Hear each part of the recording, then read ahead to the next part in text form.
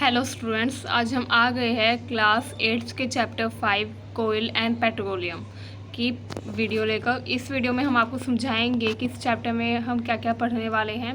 इसमें हम पढ़ेंगे कोयला और पेट्रोलियम के बारे में। कोयला क्या होता है, पेट्रोलियम क्या होता है एंड इसकी प्रॉपर्टीज़ क्या क्या होती है, इसके यूज़ क्या क्या होते हैं, है ना। एंड ये कैसे मिनरल्स होते हैं, इनको कैसे ऑब्टेन किया जाता है, इस चैप्टर में हम इन सब के बारे में पढ़ेंगे। सो दोस्तों, आपको पता ही होगा इस वीडियो में हम आपको एक नए तरीके से पढ़ाने वाले हैं। इसमें हम आपको नोट्स के रूप में पढ़ाने वाले हैं। मैंने इस चैप्टर के सारे जो मेन पॉइंट्स थे उनके नोट्स को प्रिपेयर कर लिया है एंड इन नोट्स को आपको अपनी कॉपी में अगर आप नोट डाउन करेंगे एंड एग्ज़ाम में अगर आप सिर्फ इन नोट्स को याद करके जाएंगे तो आपका एग्ज़ाम काफ़ी अच्छा जाने वाला है। सो आई होप कि आपको हमारी ये वीडियो समझ में आएगी। तो आइए अब हम स्टार्ट करते हैं। इस चैप्टर में हम पढ़ेंगे कोयला और पेट्रोलियम के बारे में। सो आइए स्टार्ट करते हैं। देखिए, जो नेचुरल रिसोर्सेज होते हैं ये दो तरह के होते हैं। They are of two type, inexhaustible natural resources and exhaustible natural resources. अब इन एग्जॉस्टिबल नेचुरल रिसोर्सेज का मतलब होता है वो नेचुरल रिसोर्सेज जो अनलिमिटेड क्वांटिटी में है, ठीक है, जो क्या है, अनलिमिटेड क्वांटिटी में है एंड उनका हम कितना भी यूज़ कर ले बट वो फिनिश या वो ख़त्म नहीं होने वाले। They are in unlimited quantity, they are not likely to be exhausted by human activities like sunlight हो गया, एयर हो गया, एटसेट्रा। सनलाइट यानी कि सूरज की रोशनी कितना भी यूज़ कर लो बट वो ख़त्म नहीं होगी। एयर आप कितनी भी सांस ले लो बट एयर जो है वो अनलिमिटेड है ना। तो ये होते हैं इनएग्जॉस्टिबल नेचुरल रिसोर्सेज। इनको नवीकरणीय संसाधन भी कहा जाता है। क्या कहा जाता है इनको? नवीकरणीय संसाधन, जिनको फिर से प्राप्त किया जा सकता है। इनको कितना भी यूज़ कर लो ये ख़त्म नहीं होते, इनकी मात्रा उतनी की उतनी रहती है। सेकंड होते हैं exhaustible natural resources. Exhaustible natural resources जो हैं वो नेचुरल रिसोर्सेज होते हैं जो प्रेजेंट होते हैं लिमिटेड अमाउंट में। They are present in limited amount, they can be exhausted by human activities. Example forest, wildlife, mineral, coal, petroleum and natural gas, ठीक है। ये ह्यूमन एक्टिविटी के द्वारा ख़त्म हो सकते हैं, एग्जॉस्ट हो सकते हैं। इनको अनवीकरणीय संसाधन कहा जाता है हिंदी में। इसके अलावा ये काफ़ी लिमिटेड अमाउंट में होता है, जैसे कि फॉरेस्ट हो गया, है ना, वाइल्ड लाइफ यानी कि जीव जंतु, मिनरल्स हो गए, कोयला, पेट्रोलियम, नेचुरल गैस। तो ये सब क्या है, एग्जॉस्टिबल नेचुरल रिसोर्सेज हैं एंड इनका हमको जुडिशियली यानी कि सही तरीके से सोच विचार का यूज़ करना चाहिए। कोयला, petroleum and natural gas formed from dead remains of living organism. अब देखिए, आपको पता ही है कि जो कोयला, पेट्रोलियम और नेचुरल गैस होती है कैसे बनती है। ये जो डेड ऑर्गेनिज्म होते हैं, ठीक है, उनके डिकम्पोज होने के कारण बनती हैं, ठीक है।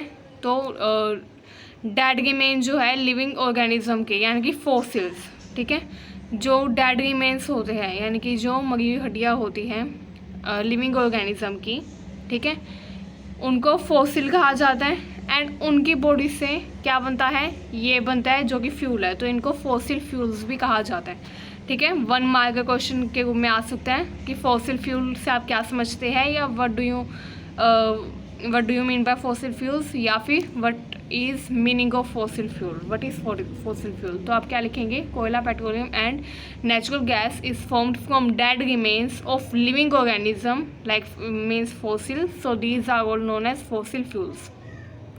आप कोयला पढ़ते हैं। कोयला जो इसकी 2 विशेषताएं हैं। पहला, ये हार्ड होता है, कठोर होता है स्टोन की तरह, जैसे पत्थर कठोर होता है वैसे ही कोयला होता है। एंड सेकंड, ये ब्लैक होता है कलर में। ये 2 मेन पॉइंट है कोयले को पहचानने के, ठीक है। कोयले को पहचानने के 2 मेन पॉइंट क्या क्या है, ये ब्लैक होता है कलर में और हार्ड होता है एज स्टोन्स, ठीक है।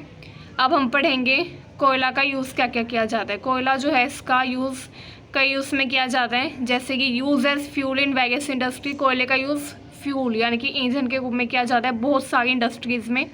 इन railway engines to produce steam to run rail. जो रेलवे इंजन आपने देखा होगा, मूवीज़ में भी आपने देखा होगा, कोयला डालते हैं उसके अंदर, इंजन के अंदर, एंड देन वो ऑपरेट होता है और फिर रेल जो है हमारी जो ट्रेन है वो चलती है ना। तो क्या होता है, रेलवे इंजन को चलाने के लिए भी कोयले का यूज़ होता है। कुकिंग में इसका यूज़ होता है। आपने देखा होगा गांव में आज भी लोग कोयले का यूज़ करते हैं खाना पकाने के लिए, ठीक है। इसके अलावा थर्मल प्लांट जो है, thermal power plant to produce electricity. जो थर्मल पावर प्लांट होते हैं उनमें यूज़ होता है प्रोड्यूस करने के लिए इलेक्ट्रिसिटी को, ठीक है। तो ये सब कोयला है, कोयले के यूजेस हैं कि कोयले का क्या क्या यूज़ होता है। तो ये 4 पॉइंट आपको याद करने होंगे। ये मैंने फ्लो चार्ट के में बनाया है ताकि आपको देखते ही ये याद हो जाए, है ना, एंड ताकि आप एग्ज़ाम में बिना किसी कन्फ्यूज़न के लिख सकें। तो अब आते हैं हम अपने नेक्स्ट टॉपिक पर। अब हम पढ़ेंगे स्टोरी ऑफ कोयला, मतलब कि कोयला जो है वो कैसे बना, कब बना, है ना, इसके बारे में अब हम पढ़ने वाले हैं। स्टोरी ऑफ कोयला देखिए, 300 मिलियन ईयर्स अगो, यानी कि 300 मिलियन साल पहले क्या हुआ था, जो अर्थ थी वो, उसमें जो फॉरेस्ट थे, हमारी अर्थ पर जो फॉरेस्ट थे वो काफ़ी निचले इलाकों में थे। ठीक है, क्या था, जो निचले इलाके थे, लो लाइंग जो एरियाज थे, ठीक है, लो लाइंग यानी कि निचले इलाके, जैसे खाई के रूप में आपने आज भी देखा होगा, टीवी सीरियल्स में दिखाते हैं, खाई होती है और खाई में काफ़ी ज़्यादा पेड़ पौधे होते हैं। तो ऐसे ही क्या था, पहले के टाइम में बहुत ज़्यादा पेड़ पौधे थे एंड वो लो लाइंग एरिया यानी कि खाई में थे, निचले इलाकों में थे। ठीक है, एंड जो क्लाइमेट था वो काफ़ी डेंस था, डेंस का मतलब होता है आर्द्र, ठीक है, मतलब कि नमी वाला, ठीक है, और वो जो फॉरेस्ट थे काफ़ी डेंस थे।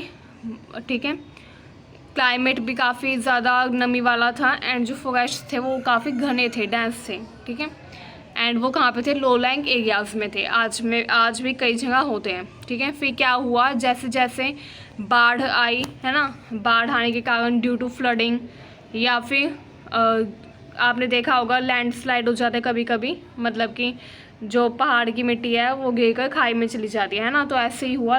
तो ये जो नेचुरल कुछ प्रोसेस थे, ठीक है, इनकी वजह से due to some natural conditions क्या हुआ, ये जो फॉरेस्ट थे, ये जो डेंस फॉरेस्ट थे लो लाइंग एरियाज़ में, ये क्या हो गए, बरीड हो गए। बरीड का मतलब होता है दब गए, किसके अंदर, पानी, बाढ़ आई तो पानी के अंदर, एंड जो लैंडस्लाइड हुआ था उसके कारण इसके ऊपर मिट्टी भी जमा हो गई, तो ये क्या हो गया, दब गए ज़मीन के अंदर। ठीक है, फिर धीरे धीरे क्या हुआ, उसके ऊपर और भी ज़्यादा सॉइल जो थी वो डिपॉजिट होती गई, और भी ज़्यादा सॉइल उसके ऊपर जमा होती गई। They were compressed and temperature also rose, फिर वो और भी ज़्यादा कंप्रेस हो गए, और भी ज़्यादा वो दब गए, और जो टेम्परेचर था वो धीरे धीरे बढ़ने लग गया। साफ सी बात है, दबाव बढ़ेगा तो टेम्परेचर भी बढ़ेगा, इट्स कॉमन थिंग। ठीक है, उसके बाद क्या हुआ, under high pressure and high temperature, high pressure और हाई टेम्परेचर के कारण जो डेड प्लांट्स थे, प्लांट्स तो डेड होने ही थे इतने high temperature and high pressure में, है ना, तो हाई प्रेशर और हाई टेम्परेचर में जो डेड प्लांट्स थे वो स्लोली कन्वर्ट हो गए कोयले में। ठीक है, डेड प्लांट्स स्लोली किस में कन्वर्ट हो गए, कोयले में। Since it was formed from remains of vegetation, ठीक है, क्योंकि ये वेजिटेशन यानी कि जो वनस्पति थी उसके रिमेन्स के कारण हुआ। ठीक है, उसके जो रिमेन्स बचे थे उसके कारण ये क्या हुआ, उसके कारण ये कन्वर्ट हुआ था कोयले में। तो इसलिए इस प्रोसेस को तो इसलिए ये जो कोयला होता है, कोयला बनने का जो प्रोसेस होता है उसमें जो कोयला होता है इसको क्या कहा जाता है, फॉसिल फ्यूल कहा जाता है। क्या कहा जाता है, फॉसिल फ्यूल। ठीक है, अब हम जानते हैं कोयला बनने का जो प्रोसेस होता है उसको क्या बोलते हैं, उसको बोलते हैं कार्बोनाइजेशन। क्या बोलते हैं, कार्बोनाइजेशन। देखिए, slow process of conversion of dead vegetation into कोयला इज कॉल्ड कार्बोनाइजेशन। ठीक है, slow process of conversion of dead vegetation, जब वो प्रोसेस जिसमें डेड वनस्पति यानी कि जो मृत वनस्पति होती है वो कन्वर्ट हो जाती है कोयले में, उसको कार्बोनाइजेशन बोलते हैं। ठीक है, ये काफ़ी स्लो प्रोसेस होता है। अगर आप इसकी सिंपल डेफिनेशन लिखना चाहते हैं तो आप ये भी लिख सकते हैं, slow process of coal creation is known as carbonization, है ना। अगर आपको वो डेफिनेशन याद करने में कोई भी दिक्कत हो गया तो आप दूसरी डेफिनेशन भी लिख सकते हैं, that slow process of coal creation is known as carbonization. ठीक है, अब हम पढ़ते हैं कैरेक्टरिस्टिक्स ऑफ कोयला। कोयला जो है उसकी क्या क्या, इसको इंग्लिश में अगर प्रोनाउंस करें तो इसको कोल बोलते हैं। ठीक है, क्या बोलते हैं, कोल। कोल की करेक्टरिस्टिक्स क्या है, when coal is heated in air, जब कोल को हीट किया जाता है एयर में तो ये बर्न हो जाता है, and produce mainly carbon dioxide. क्या प्रोड्यूस करता है, मेनली कार्बन डाइऑक्साइड प्रोड्यूस करता है जब इसको हीट किया जाता है। तो coal is processed in industry to get coke, coal tar and coal gas. आ सकते हैं वेरी इंपॉर्टेंट कि जो कोयला है, ठीक है, उसको उसके थ्रू क्या क्या ऑब्टेन किया जाता है, क्या क्या प्राप्त किया जाता है कोयले से। तो आप क्या लिखेंगे, coal is processed in industry, industry में इसको प्रोसेस किया जाता है और फिर इससे प्राप्त किया जाता है कोक को, कोल tar एंड कोल गैस को। ठीक है, काफ़ी इंपॉर्टेंट था। चलिए अब हम आ जाते हैं अपने नेक्स्ट टॉपिक पर। अब हम पढ़ेंगे कोक के बारे में। कोक क्या होता है? कोक जो है ये टफ होता है, टफ यानी कि मजबूत, पोगोस यानी कि छिद्रयुक्त, छेद होते हैं इसमें, ब्लैक सब्सटेंस यानी कि काले रंग का एक पदार्थ है, pure form of carbon, carbon की प्योर फॉर्म है, इसमें सबसे ज़्यादा मात्रा में क्या होता है? कार्बन होता है। क्या होता है? कार्बन। अच्छा, कोक जो है इसके यूजेस क्या क्या है? इन एक्सट्रैक्शन ऑफ मेटल, मेटल के एक्सट्रैक्शन में यानी कि मेटल्स निकाले जाते हैं इससे, बहुत सारे मेटल जो है वो कोक से ही प्राप्त किए जाते हैं। इन मैन्युफैक्चर ऑफ स्टील, स्टील को बनाने में भी कोक का यूज़ होता है। आ सकता है 1 मार्कर में, राइट 2 यूजेस ऑफ कोक, तो आपको पता होना चाहिए। You will write that in extraction of some metals and in manufacture of steel. अब आ जाते हैं हम कोलतार के ऊपर। कोलतार क्या होता है? कोलतार जो है ये ब्लैक होता है, ब्लैक कलर का थिक लिक्विड, गाढ़ा द्रव होता है, मतलब कि ये जो है ये लिक्विड फॉर्म में होता है, बट वो जो लिक्विड है वो काफ़ी थिक होता है। ऐसा नहीं है कि डालते ही फिसल जाए, नो, काफ़ी थिक होता है ये लिक्विड, ठीक है। अनप्लेजेंट स्मेल, इसकी जो स्मेल है वो भी अच्छी नहीं होती, बहुत ही अनप्लेजेंट होती है। आप कभी सूंघ कर देखिएगा, काफ़ी अनप्लेजेंट स्मेल होती है इसकी। It is a mixture of 200 substance, जो कोलतार है ये 200 सब्सटेंस का मिक्सचर होता है। It is used in industry of synthetic dies, इसका यूज़ किया जाता है इंडस्ट्री में, किसकी इंडस्ट्री में? सिंथेटिक डाइज की, मतलब कि जो कलर होता है, ठीक है। आपने सुना होगा कपड़ों पे डाई करना, कपड़ों पर रंग करना, है ना, तो उसकी जो इंडस्ट्री होती है, ड्रग्स की इंडस्ट्री में इसका यूज़ होता है। एक्सप्लोजिव यानी कि जो पटाखे होते हैं उनको बनाने में भी कोलतार का यूज़ होता है। परफ्यूम बनाने में, प्लास्टिक बनाने में, पेंट, दीवारों पे जो पेंट करते हैं ना, इसको बनाने में भी। फोटोग्राफिक मटेरियल यानी कि जो फोटोग्राफ बनाई जाती है उसमें जो भी मटेरियल यूज़ होता है, वाटर कलर एट्सेट्रा, उन सब में किसका यूज़ होता है? उन सब में कोलतार का यूज़ होता है। तो आपको बताना चाहिए, आ सकता है वेयर कोलतार इज़ यूज्ड, तो आप क्या लिखेंगे? इन सब का आप नाम लिख देंगे, इन सब इंडस्ट्रीज़ में इसका यूज़ होता है, ठीक है। चलिए अब हम आ जाते हैं अपने अगले उस पर। Bitumen A petroleum product use for metalling the road in present. आपको पता है पहले जो कोलतार था उसका यूज़ मेटलिंग करने के लिए भी होता था रोड को। मेटलिंग द रोड का मतलब होता है रोड को बनाना, पक्की सड़क बनाना, ठीक है। पहले कोलतार का यूज़ पक्की सड़क बनाने में भी होता था, बट फिर क्या किया? फिर कोलतार को रिप्लेस कर दिया बिटुमन के प्लेस पर, ठीक है।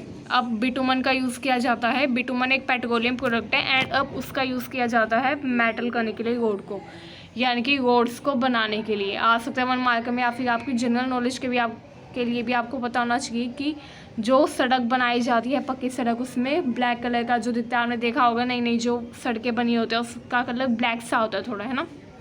तो ब्लैक कलर किसके कारण होता है? बिटुमन के कारण होता है, ओके। एंड चारकोल का भी यूज़ होता है उसमें, है ना, तो इसलिए उसका कलर थोड़ा ब्लैकिश हो जाता है जो सड़क बनाई जाती है उसका, ठीक है। तो बिटुमन का यूज़ किया जाता है मेटलिंग द रोड यानी कि रोड्स को बनाने के लिए प्रेजेंट टाइम में। चलिए हम आ जाते हैं अगले टॉपिक पर, कोल गैस। कोल गैस का मतलब होता है कोयला गैस, ठीक है। कोयला गैस जो है इसको ऑब्टेन किया जाता है प्रोसेसिंग के दौरान कोयल से कोक को जब हम निकालते हैं। तो देखिए कोयला होता है, कोयला से कोक, कोलतार एंड कोल गैस, ये तीनों कैसे बनते हैं? देखिए जब हम कोयला होता है, जब हम कोयला से कोक बनाते हैं, ठीक है, तो उस दौरान एक गैस जो है वो निकलती है। क्या निकलती है? गैस निकलती है। And during the time when we make coke from कोयला, at that time uh gas is reduce, ठीक है, अ गैस इज़ रिलीज, एक गैस रिलीज़ होती है। कौन सी गैस रिलीज़ होती है? वो जो गैस होती है वो होती है कोल गैस, कोयला गैस, ठीक है। इसका यूज़ भी किया जाता है फ्यूल के रूप में। चलिए अब हम आ जाते हैं नेक्स्ट टॉपिक पर। अब हम पढ़ेंगे पेट्रोलियम के बारे में। पेट्रोलियम जो है इसका यूज़ किया जाता है फ्यूल के रूप में, ठीक है। It is used as a fuel in light automobiles such as motorcycle. इसका यूज़ ऑटोमोबाइल्स में किया जाता है। पेट्रोलियम का यूज़ कौन सी इंडस्ट्री में किया जाता है? ऑटोमोबाइल्स की इंडस्ट्री में किया जाता है। पेट्रोलियम का यूज़ फ्यूल के रूप में किया जाता है कहाँ पर? ऑटोमोबाइल्स में, जैसे कि मोटरसाइकिल वगैरह होगी। ऑटोमोबाइल का मतलब होता है जो गाड़ियाँ होती हैं, ठीक है। ऑटोमोबाइल का मतलब गाड़ियाँ, ठीक है। चलिए heavy motorcycle like truck and tractor run on diesel. आपको शायद पता नहीं होगा, बट जो डीजल होता है उसका यूज़ सिर्फ हैवी मोटरसाइकिल में ही किया जाता है, जैसे कि ट्रक हो गए, ट्रैक्टर हो गए, ठीक है। इन डीजल का यूज़ कभी भी जो छोटे मोटरसाइकिल होते हैं उनमें नहीं होता, जो हैवी मोटरसाइकिल है उसी में डीजल का यूज़ होता है, ठीक है। डीजल को भी पेट्रोलियम से ही ऑब्टेन किया जाता है, ठीक है। पेट्रोल और डीजल किस से ऑब्टेन किए जाते हैं? पेट्रोलियम से। अब पेट्रोलियम जो वर्ड है ये डिराइव हुआ है पेट्रा प्लस ओलियम से। पेट्रा का मतलब होता है रोक यानी कि चट्टान, एंड ओलियम का मतलब होता है ऑयल, ठीक है। तो पेट्रोलियम जो है उसका नाम पेट्रोलियम क्यों रखा? क्योंकि ये चट्टानों से निकाला जाता है, ठीक है। It is mind from between the rocks, जो रॉक्स होती है, चट्टानें होती है, उनके बीच में से इसको निकाला जाता है माइनिंग करके, ठीक है। जो पेट्रोलियम होता है ये ऑर्गेनिज्म से बना था, ये भी कोयले की तरह, बट कोयला जो था वो जो हमारे वनस्पति थे, जो वेजिटेशन, जो प्लांट्स थे, उनके डेड रिमेन से बना था। बट जो कोयला होता है ये वाटर ऑर्गेनिजम्स के डेड रिमेन से बना।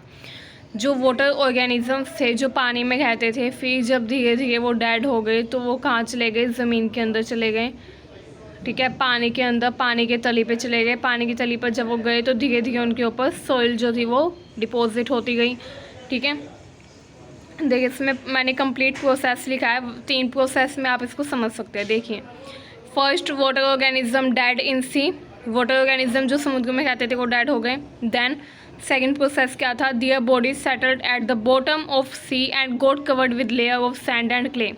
उनकी जो बॉडी थी वो सेटल हो गई बॉटम पे, सी के बॉटम में उनकी बॉडी चली गई, जमा हो गई वहाँ पर। फिर वो कवर हो गई किसके द्वारा? लेयर के द्वारा, सैंड यानी कि रेत और क्ले, ठीक है। रेत और जो मिट्टी थी उसकी लेयर उसके ऊपर डिपॉजिट होती गई। फिर क्या हुआ? Over million of years, absence of air, high temperature and high pressure transformed the dead organism into petroleum and natural gas, ठीक है। मिलियन ऑफ ईयर्स के बाद क्या हुआ? एब्सेंस ऑफ एयर यानी कि वायु की कमी में, हाई टेम्परेचर के कारण एंड हाई प्रेशर के कारण ये जो डेड ऑर्गेनिज्म थे, ये जो डेड रिमेन्स थे वाटर बॉडीज़ के, वाटर एनिमल्स के, ठीक है, ये किस में कन्वर्ट हो गई? ये कन्वर्ट हो गए पेट्रोलियम एंड नेचुरल गैस में, ठीक है। उसके बाद देखें, अब हम पढ़ते हैं refining of petroleum. Refining of petroleum का क्या मतलब है? ये एक प्रोसेस होता है जिसमें हम पेट्रोलियम जो है उससे उसके अलग अलग जो कॉन्स्टिट्यूएंट्स हैं उनको सेपरेट करते हैं, ठीक है। डेफिनेशन देखिए इसकी, प्रोसेस यानी कि प्रक्रिया है ये, ऑफ सेपरेटिंग यानी कि अलग करना, वेरियस कॉन्स्टिट्यूएंट्स, कॉन्स्टिट्यूएंट्स का मतलब होता है भाग या पार्ट, ठीक है। Like petroleum gas, diesel, petrol, lubricating oil. Lubricating oil आपने देखा होगा, वो जो तेल होता है इसको हिंदी में स्नेहक बोलते हैं, ठीक है। इसका यूज़ कहाँ पे किया जाता है? इसका यूज़ चिकनाई के लिए किया जाता है। जैसे आपने देखा होगा मशीनों में जो तेल दिया जाता है, सिलाई मशीन में दिया जाता है, दरवाज़ों में, है ना, ताकि वो जब वो जाम हो जाता है तो उनमें तेल दिया जाता है, ब्लैक कलर का होता है, ठीक है। तो इसको भी पेट्रोलियम से ऑब्टेन किया जाता है, इसको ल्यूब्रिकेटिंग ऑयल बोलते हैं। एंड पैराफिन वैक्स, ठीक है। पैराफिन वैक्स ये सब किससे बनाए जाते हैं? ये सब पेट्रोलियम से बनाए जाते हैं। एंड वो प्रोसेस जिसमें पेट्रोलियम जो है उससे उसके अलग अलग कॉन्स्टिट्यूएंट्स को सेपरेट किया जाता है, उस प्रोसेस को रिफाइनिंग कहते हैं। ये जो रिफाइनिंग होती है ये कहाँ पे की जाती है? पेट्रोलियम रिफाइनरी में। एक फैक्ट्री होती है जिसको पेट्रोलियम रिफाइनरी बोलते हैं, वहाँ पे ये रिफाइनिंग की जाती है। अब देखिए, use of petroleum, it is also known as petrochemicals. Petroleum को पेट्रोकेमिकल भी कहा जाता है। These are used in manufacture of detergent, fibre, polythene and plastic, ठीक है। जो पेट्रोलियम होता है इसका यूज़ किया जाता है किसके मैन्युफैक्चर में, किसके निर्माण में? डिटर्जेंट बनाने में, फाइबर बनाने में। फाइबर हमने पढ़ा था ना लास्ट चैप्टर में, पॉलिएस्टर, नाइलॉन, रेयॉन, ठीक है, इन सब की क्रिएशन में इसका यूज़ होता है। ये जितने भी सिंथेटिक फाइबर होता है उन सब में पेट्रोलियम का यूज़ होता ही होता है। पेट्रोलियम के बिना उनको नहीं बनाया जा सकता। पॉलीथीन एंड प्लास्टिक, पॉलीथीन और प्लास्टिक बनाने में, ठीक है, इन सब में पेट्रोलियम का यूज़ होता है। Due to great commercial importance petroleum is also called black gold. Petroleum को काला सोना भी कहा जाता है। काफ़ी इंपॉर्टेंट क्वेश्चन है, 1 मार्कर में आ सकता है, या फिर आप कोई भी आगे कॉम्पिटिटिव एग्जाम इन फ्यूचर देंगे तो उसमें 1 मार्क में आ सकता है कि ब्लैक गोल्ड किसे कहते हैं। Then you should have knowledge that petroleum is known as black gold. अगर आ जाएगी क्यों कहा जाता है तो इसका रीज़न है due to its great commercial importance. इसकी बहुत ज़्यादा कमर्शियल यानी कि व्यापारिक इम्पोर्टेंस यानी कि महत्व, इसके व्यापारिक महत्व के कारण व्यापार में इसका काफ़ी यूज़ होता है। अलग अलग चीज़ों के मैन्युफैक्चर में इसका यूज़ होता है। बहुत सारी इंडस्ट्रीज़ जो है वो आज क्यों है, क्योंकि पेट्रोलियम, अगर पेट्रोलियम नहीं होता तो वो इंडस्ट्रीज़ जो है वो कब की बंद हो चुकी होती। तो पेट्रोलियम जो वो काफ़ी इंपॉर्टेंट है, इसी वजह से इसको ब्लैक गोल्ड कहा जाता है। It is used in many industries. Students, अब हम आ जाते हैं अपने एकदम लास्ट टॉपिक पर इस चैप्टर के, जो है नेचुरल गैस। इसमें हम पढ़ेंगे नेचुरल गैस के बारे में। नेचुरल गैस जो है इसको ट्रांसपोर्ट किया जाता है, इसको पाइप के थ्रू ट्रांसपोर्ट किया जाता है। It is easy to transport through pipes. Natural gas को पाइप के थ्रू ट्रांसपोर्ट किया जाता है। आपने सुना होगा सीएनजी के बारे में, कंप्रेस्ड नेचुरल गैस, वो नेचुरल गैस का ही एक टाइप है, ठीक है। नेचुरल गैस जो है इसको स्टोर किया जाता है हाई प्रेशर में as CNG, compressed natural gas के रूप में। Hydrogen gas obtained from natural gas, hydrogen gas जो है वो भी ऑब्टेन की जाती है नेचुरल गैस के द्वारा, और इसका यूज़ होता है फर्टिलाइजर्स के प्रोडक्शन में, ठीक है। किस में इसका यूज़ होता है? फर्टिलाइजर्स के प्रोडक्शन में, ठीक है। Natural gas is used in production of fertilizer in factory of fertilizer, ठीक है। CNG used in power generation, CNG का यूज़ पावर जनरेशन में होता है। बहुत सारे वाहन जो है, बहुत सारी गाड़ियाँ वो भी सीएनजी से चलती हैं, ठीक है, कंप्रेस्ड नेचुरल गैस से। हिंदी में इसको बोलते हैं संपीड़न प्राकृतिक गैस, ठीक है। तो आपको ये पता होना चाहिए, हिंदी की मीनिंग भी आपको पता होना चाहिए बाय चांस, ठीक है। अगर आपको कोई पूछ ले हिंदी में तो आपको पता होना चाहिए, आप एक दूसरे के मुंह की तरफ ना देखें, तो आपको पता होना चाहिए कि हिंदी में इसकी ये मीनिंग होती है, ठीक है। Hindi English both are compulsory for each and every student, ठीक है। चलिए, अब CNG used in power generation, it is also used as fuel for transport vehicle because it is less polluting. ये लेस पोल्यूटिंग होता है, इसलिए इसको ट्रांसपोर्ट व्हीकल में भी फ्यूल के रूप में यूज़ किया जाता है। इसको क्लीन फ्यूल कहा जाता है, ठीक है, यानी कि साफ ईंधन। ये भी आ सकता है 1 मार्कर में, which fuel is known as clean fuel, या फिर what is known as clean fuel. तो आपको पता होना चाहिए कि क्लीन फ्यूल किसे कहा जाता है? CNG को। CNG can be used directly for burning in homes and factories where it can be supplied through pipes। जो CNG होता है इसका यूज़ किया जाता है बर्न करने में, ठीक है, बर्निंग में, इन होम्स एंड फैक्ट्रीज, ठीक है। कुछ भी अगर हमें बर्न करना हो, गैस की यूज़ हो, तो किसका यूज़ किया जाता है? CNG का, ठीक है। इसको सप्लाई किया जाता है पाइप्स के थ्रू। किसके थ्रू सप्लाई किया जाता है इसको? पाइप्स के through. Network of CNG pipeline is in Delhi and Vadodara means Gujarat, ठीक है, दिल्ली में, और जो वडोदरा गुजरात है वहाँ पर नेटवर्क यानी कि कंप्लीट वो बनाया गया है, कंप्लीट हम बोल सकते हैं कि एक जाल बिछाया गया है। किसका? पाइप का। किसकी पाइप का? नेचुरल गैस की पाइपलाइन का, ठीक है। In our country natural gas found in Tripura, Rajasthan, Maharashtra, Krishna Godavari, ठीक है। हमारी कंट्री में नेचुरल गैस कहाँ पाई जाती है? त्रिपुरा, राजस्थान, महाराष्ट्र और कृष्णा गोदावरी में। अब देखिए, वो कुछ चीज़ें हैं जो हमें काफ़ी याद रखना ज़रूरी है, काफ़ी इंपॉर्टेंट है याद रखना उनको। वो क्या क्या है? फॉसिल फ्यूल्स लाइक कोयला, petroleum and other minerals are exhaustible. आपको पता ही है कि सारे मिनरल्स जो है वो एग्जॉस्टिबल होते हैं, तो इसलिए हमको इनका यूज़ जुडिशियली करना चाहिए। These reserves will last only a few hundred years। ये जो हमारे पास रिजर्व्स हैं कोयला, पेट्रोलियम और नेचुरल गैस के, ये सिर्फ आने वाले कुछ 100-200 सालों तक के रहने वाले हैं। उसके बाद ये कम्प्लीटली एग्जॉस्ट हो जाएंगे, कम्प्लीटली ख़त्म हो जाएंगे, है ना। तो इसलिए हमको क्या करना चाहिए? इनका यूज़ कम से कम करना चाहिए। इसके अलावा इनके यूज़ से पोल्यूशन भी होता है, air pollution and global warming भी। आपने देखा होगा कोयला जब बर्न किया जाता है तो ग्लोबल वार्मिंग का मेन रीज़न कार्बन डाइऑक्साइड बढ़ना है। एंड जब कोयला और पेट्रोलियम को बर्न किया जा रहा है तो कौन सी गैस निकलती है? मेनली कार्बन डाइऑक्साइड, जिसकी वजह से ग्लोबल वार्मिंग तो हो ही है, साथ साथ एयर पोल्यूशन भी होता है, ठीक है। तो हमको इनका यूज़ कम से कम करना चाहिए, क्योंकि अगर हम इनका यूज़ कम करेंगे, if we use them only when so much necessary, अगर हम इनका यूज़ तभी करेंगे जब बहुत ज़्यादा ज़रूरत होगी, तो इसका फ़ायदा क्या होगा? इसका फ़ायदा ये होगा कि हमारा इन्वायरमेंट बेटर होगा, इन्वायरमेंट अच्छा होगा हमारा, ठीक है।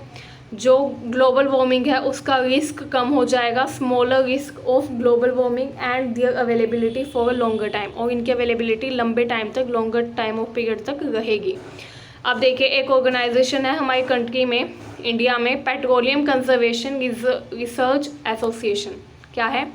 पेट्रोलियम कंजर्वेशन का मतलब होता है संरक्षण, रिसर्च एसोसिएशन, ठीक है। इसने एडवाइस किया है लोगों को, पीपल को, to save petrol and diesel, and इसने कुछ टिप्स बताई है कि कैसे हम पेट्रोल और डीजल को सेव कर सकते हैं। अगर सभी लोग इन टिप्स को फॉलो करें तो काफ़ी ज़्यादा पेट्रोल और कोयला जो है उसको सेव किया जा सकेगा। ठीक है, जैसे फर्स्ट है constant and moderate speed driving. हमको कांस्टेंट और मॉडरेट स्पीड पर ड्राइव करना चाहिए। स्विच ऑफ इंजन है ट्रैफिक लाइट। मान लो आप कहीं जा गए, वहाँ पे ट्रैफिक लाइट आ गई एंड गाड़ियाँ रुकी हुई है, या फिर आप कहीं ऐसी जगह पर है जहाँ पर बहुत ज़्यादा ट्रैफिक है एंड आपको अपनी गाड़ी रोक कर वेट करना पड़ गया, तो आपको अपनी गाड़ी को स्विच ऑफ कर लेना चाहिए, क्योंकि अगर स्विच ऑफ नहीं करेंगे तो इंजन जलता रहेगा, जिसके कारण क्या होगा, कार्बन डाइऑक्साइड एक्सक्रीट होती रहेगी, कार्बन डाइऑक्साइड रिलीज होती रहेगी। ठीक है, इसके अलावा ensure correct tyre pressure. Correct tyre pressure को इंश्योर करना चाहिए। टायर प्रेशर का मतलब होता है कि आप मान लो 2 व्हीलर चला गए, ठीक है, 2 पहिए है, एक पहिए में हवा कम हो गई है मान लो, दूसरे में ज़्यादा है, तो इससे भी ज़्यादा जो फ्यूल है वो बर्न होगा। ठीक है, तो इसलिए आपको इंश्योर करना चाहिए दोनों टायर जो, या फिर तीनों चारों जितने भी टायर हैं वो सभी उनमें इनफ गैस हो। ठीक है, इनफ हवा, उनमें हवा डलवाते हैं ना टायर में, तो किसी भी टायर की हवा कम नहीं होनी चाहिए, किसी भी टायर का प्रेशर जो है वो कम नहीं होना चाहिए। करेक्ट होना चाहिए सभी टायर्स का प्रेशर, ताकि ताकि जो कोयला या पेट्रोलियम है वो कम बर्न हो और कार्बन डाइऑक्साइड कम रिलीज हो। ठीक है, ensure regular maintenance of vehicle. जो भी आपका व्हीकल है उसकी रेगुलर मेंटेनेंस करनी चाहिए, रेगुलरली उसको सर्विस सेंटर में भेजना चाहिए, सर्विसिंग करवानी चाहिए रेगुलरली उसकी। ठीक है, ऐसा करने से क्या होता है, कभी कभी क्या होता है जब गाड़ी जो है वो बहुत पुरानी हो जाती है, ठीक है, जब गाड़ी बहुत ज़्यादा पुरानी हो जाती है तो क्या होता है वो ज़्यादा पेट्रोल या डीजल बर्न करने लग जाती है। ठीक है, जिससे ज़्यादा पोल्यूशन भी होता है एंड आपके लिए भी काफ़ी एक्सपेंसिव हो जाता है, पेट्रोल जल्दी जल्दी ख़त्म होगा गाड़ी का। तो इसलिए अगर जब हम रेगुलर सर्विसिंग करवाते हैं तो वो ज़्यादा पेट्रोल को नहीं लेती। ठीक है, जितना ज़रूरत है उतना ही पेट्रोल वो रिड्यूस करती है, उतना ही बर्न करती है। ठीक है, इसके अलावा कारपूलिंग। कारपूलिंग का मतलब आपने सुना ही होगा। कारपूलिंग का मतलब है मान लो आपके घर में 2 गाड़ियाँ हैं, ठीक है, आप जो है आप गाड़ी से ऑफिस जाते हैं एंड आपके बच्चे जो है वो दूसरी गाड़ी से स्कूल में जा गए हैं, है ना, एंड आपके ऑफिस के बीच में रास्ते में ही उन बच्चों का स्कूल पड़ता है, तो आप क्या कर सकते हैं, अपने बच्चों को अपनी गाड़ी में ले जाए दूसरी गाड़ी में भेजने की बजाय। या फिर देखिए आप कहीं पर जा गए हैं, आपका कोई पड़ोसी है वो बोले कि हमें वहाँ पर जाना है ना, तो आप उनको अपनी गाड़ी में बिठा लें, है ना। तो ये होता है कारपूलिंग, मतलब कि अपनी गाड़ी से लिफ्ट देना फ्री में, है ना, लिफ्ट की तरह होता है लिफ्ट देना। ठीक है, पब्लिक ट्रांसपोर्ट का यूज़ करना चाहिए। ठीक है, पर्सनल ट्रांसपोर्ट का यूज़ कम करना चाहिए, पब्लिक का ज़्यादा करना चाहिए, पब्लिक ट्रांसपोर्ट का। सो स्टूडेंट्स, आई होप कि आपको ये चैप्टर समझ में आया होगा। अगर आपको इसमें कोई भी डाउट हो तो आप हमें कमेंट सेक्शन में लिख के बता सकते हैं एंड आप बताइएगा कि आपको हमारे पढ़ाने का ये तरीका कैसा लगा। हमने इसमें नोट्स बना के, आप इन नोट्स को राइट डाउन कर लीजिएगा, अपने नोटबुक में लिख लीजिएगा, ताकि एग्ज़ाम के टाइम पर आप इन नोट्स को रिवाइज करके अच्छा एग्ज़ाम दे सकें। So thank you so much. Thank you for watching our video.